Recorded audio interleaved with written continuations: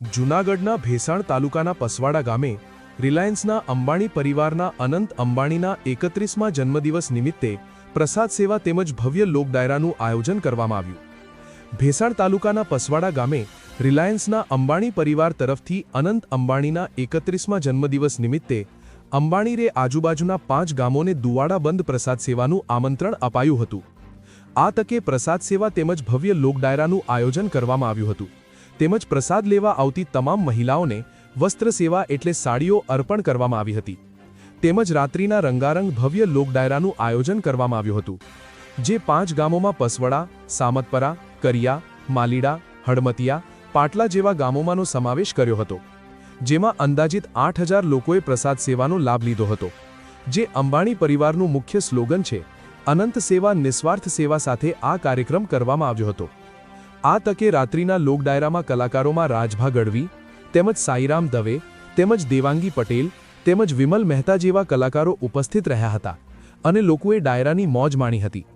આ તકે રિલાયન્સ ગ્રુપના તમામ મોટા અધિકારી હાજર રહ્યા હતા અને તમામે આયોજન પૂર્વે કાર્યક્રમને સફળ બનાવ્યો હતો।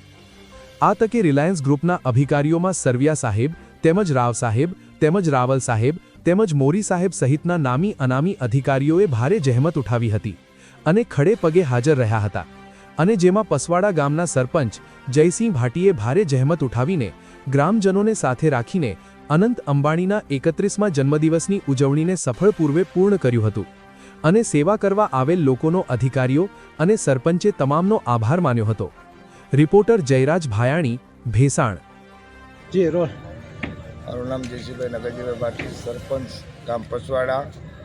આજે 31મો અનંત સરનો જન્મદિવસની અમે ખૂબ શુભેચ્છા પાઠવીએ છીએ।